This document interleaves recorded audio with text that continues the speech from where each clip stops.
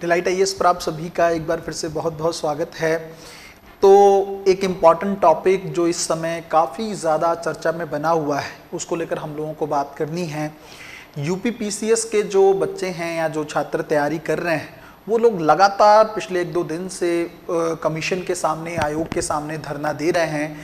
Even इससे पहले अक्टूबर में भी इस तरह का एक धरना दिया जा चुका है। पूरा बड़े स्तर पर छात्र जो हैं इस मैटर को लेकर नाराज़ हैं। बहुत ज़्यादा रोष जो है बच्चों के मन में देखने को मिल रहा है।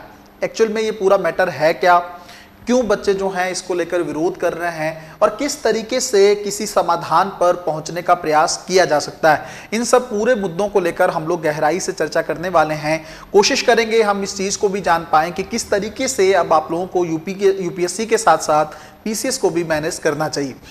सबसे पहली चीज़ तो ये है कि यूपी पीसीएस को लेकर जो ये आंदोलन है ना, जो ये विरोध प्रदर्शन है, इसके पीछे का कारण है क्या। आप लोग जानते हो कि यूपी पीसीएस का जो एग्जामिनेशन है वो पहले होना था, अब उसकी डेट जो है वो आगे कर दी गई है और उसके अंदर कुछ चेंजेस भी किए गए हैं। अगर आप देखेंगे यूपी पीसीएस का जो एग्जामिनेशन होता है, प्रीलिम्स का एग्जामिनेशन जो है वो 7-8 दिसंबर को आयोजित होना है ना, 7 से 8 दिसंबर को होना है। और इसी के साथ एक एग्जामिनेशन और है रिव्यू ऑफिसर का, ये भी शायद 23 दिसंबर के आसपास या 23-24 दिसंबर को इसको भी आयोजित करना है। एक तो अगर आप सुन रहे होंगे कि मैं कह रहा हूं 7-8 दिसंबर और 23-24 दिसंबर, इसका मतलब ये है कि क्या पेपर जो पहले एक ही दिन आयोजित होता था अब वो पेपर 2 दिन आयोजित होना है। दूसरी चीज, जो पेपर एक दिन आयोजित होना था रिव्यू ऑफिसर का, वो भी अब 2 दिन में आयोजित होना है। तो सबसे बड़ा इशू तो यहीं पर खड़ा हो रहा है। पहले एक शिफ्ट में एग्जाम होता था, एक ही दिन में एग्जाम होता था और बिना नॉर्मलाइजेशन के एग्जाम होता था, वो अभी हम लोग बात करेंगे ही। लेकिन सबसे पहले आप एक चीज समझो, पहले जो यूपी पीसीएस का एग्जामिनेशन होता था प्रारंभिक परीक्षा को लेकर, प्रीलिम्स का जो एग्जामिनेशन होता था, ये एग्जाम एक दिन में होता था। ठीक है, एक दिन में होता था और एक ही शिफ्ट में होता था, शिफ्ट भी अलग नहीं होती थी, है ना, एक ही शिफ्ट में होता था। अब क्या है, एक दिन से बढ़कर 2 दिन कर दिया गया है और शिफ्ट भी जो है वो 2 कर दी गई है। तो ऐसी सिचुएशन क्यों क्रिएट हुई है, क्या रीजन है इसके पीछे, आयोग क्यों ऐसा करना चाह रहा है, और इसके साथ साथ एक अन्य समस्या जो नॉर्मलाइजेशन को लेकर आयोग ने की, उसको लेकर क्या सीन है, वो क्यों आयोग करवाना चाह रहा है और उसको लेकर छात्रों को क्या समस्या है। तो सबसे पहली चीज तो छात्रों को प्रॉब्लम इस चीज को लेकर है कि भाई आप एक दिन में एग्जामिनेशन करवा रहे थे, तो अब आप 2 दिन में एग्जामिनेशन क्यों करवा रहे हैं। आप लोगों को पता है कि यूपी पीसीएस का एग्जामिनेशन पिछले कुछ समय में पेपर लीक की घटनाएं जो हैं वो देखने को मिले हैं, है ना। यूपी में खास करके कई सारे एग्जाम जो हैं वो लीक हो गए हैं। ऐसी सिचुएशन में आयोग ये चाहता है कि एग्जामिनेशन की जो सुरक्षा है ना, इसकी शुचिता जो है वो भी बनी रहे, थोड़ा सा लीक वगैरह पेपर ना हो। तो आयोग ने एक डिसीजन ये लिया है कि कलेक्ट्रेट का जो ऑफिस है ना, उससे लगभग 20 किलोमीटर के दायरे में ही, 20 किलोमीटर की जो परिधि है उसी के दायरे में सेंटर लिए जाएंगे, है ना। और सेंटर जितने चाहिए, लगभग 1750 के आसपास सेंटर्स की जरूरत है इस एग्जामिनेशन को करवाने के लिए। लगभग 7.5 लाख लोग एग्जाम देने वाले हैं, है ना। तो इतने सेंटर उसके लिए चाहिए, लेकिन अभी इसके लिए लगभग 55% ही सेंटर मिल पा रहे हैं। उसका रीजन ये वाली चीज है कि 20 किलोमीटर के जोन में ही आपको जो है सेंटर लेने हैं, ताकि परीक्षा का पेपर जो है वो लीक ना हो सके, उस तरह की चीजें रोकी जा सके। तो एक तो दिक्कत यहां पर है, आयोग कोई भी रिस्क नहीं लेना चाहता है कि ऑलरेडी जो है छवि काफी ज्यादा आयोग की खराब हो चुकी है, पेपर लीक हो रहे हैं और बच्चों की बहुत कई सालों की मेहनत जो है वो लगातार खराब हो जाती है इस मैटर को लेकर। दूसरी चीज यहां पर यह है, आयोग एक और फॉर्मूला लेकर आया है जिसको नॉर्मलाइजेशन कहा जा रहा है ना। अब ये फॉर्मूला क्या है और इसके अंदर क्या, इससे बच्चों को क्या प्रॉब्लम। आप लोग जानते होंगे एसएससी सीजीएल वगैरह का जो एग्जामिनेशन होता है उसमें इस प्रोसेस को अपनाया जाता है। ये प्रोसेस है क्या, देखो, जब एक से ज्यादा शिफ्ट में एग्जामिनेशन होता है ना, तो बच्चों को देखो, किसी बच्चे के पास पहली शिफ्ट का एग्जामिनेशन होगा और किसी बच्चे के पास जो एस्पिरेंट है उसके पास दूसरी शिफ्ट में एग्जामिनेशन का होगा या दूसरे दिन का एग्जाम उसने दिया होगा।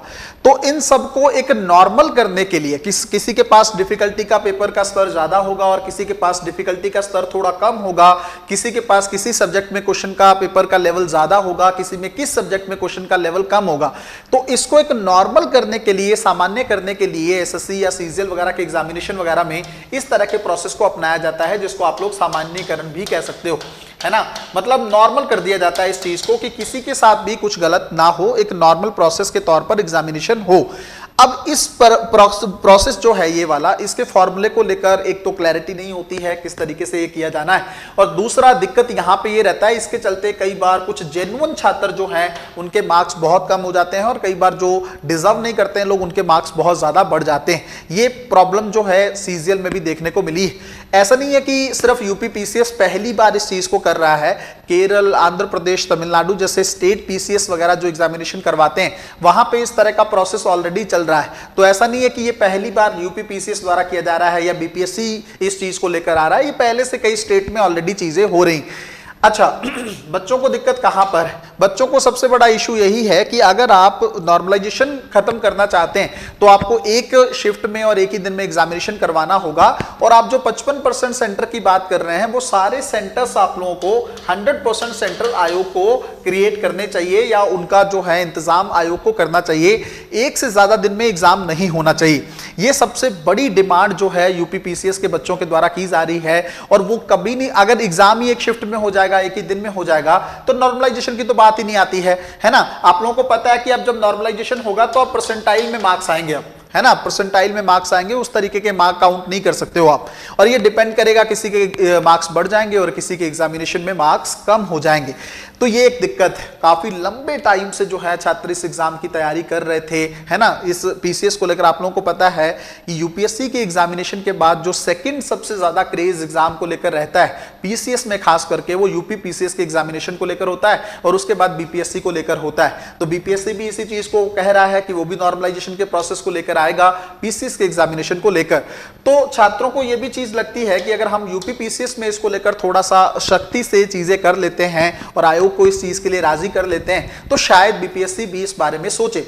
दूसरी चीज यहां पे ये है कि आयोग का क्या कहना है, पीसीएस का इस मामले में, या कमीशन का इस चीज को लेकर क्या कहना है। कल बहुत सारी छात्रों की भीड़ जो है प्रयागराज में जुड़ी, कमीशन के सामने धरना हो रहा था, काफी बैरिकेड्स को तोड़कर अंदर भी पहुंचे छात्र, लेकिन बड़े स्तर पर फोर्स की तैनाती की गई थी, पुलिस बल को तैनात किया गया था आयोग के द्वारा, और फिर छात्रों को खदेड़ने का भी प्रयास, मतलब बल का इस्तेमाल करके ये भी करने का प्रयास किया गया। और आयोग का बयान आया कि अगर आप इस तरह की चीजें कर रहे हैं इससे कुछ खास होने वाला है नहीं। जो डेट है 7-8 दिसंबर को एग्जामिनेशन उसी डेट को होना है, और जो नॉर्मलाइजेशन का प्रोसेस है वो बहुत बड़ी कमेटी के विचार के बाद, विश्लेषण के बाद उसको किया गया है। तो छात्र जो हैं इस चीज को दिमाग से निकाल दें, किसी भी भ्रम में वो ना पड़ें। सब कुछ हम लोग अच्छे से आयोजित करने वाले हैं, आप लोग अपने एग्जाम की तैयारी करें। इस तरह के विरोध प्रदर्शन से कुछ भी आयोग पर फर्क पड़ने वाला नहीं।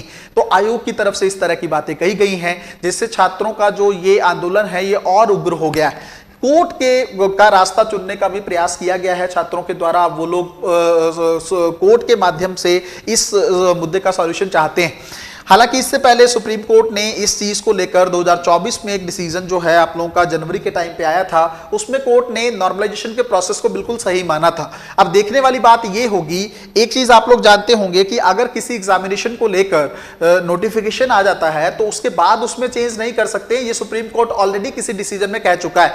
तो उसके बाद, अब ये तो पहले से ही नोटिफिकेशन आ चुका था ना यूपी पीसीएस का, अब उसके बाद उसके प्रोसेस में चेंज किया गया है। तो इसको लेकर भी देखने वाली बात होगी कि सुप्रीम कोर्ट किस तरीके से इस मैटर को डील करता है। क्या बच्चों को कोर्ट से थोड़ी राहत मिलती है, या फिर इसी तरह की चीज को या इसी प्रोसेस को बच्चों को देखना होगा। तो ये चीज हम लोग आने वाले टाइम में देखेंगे।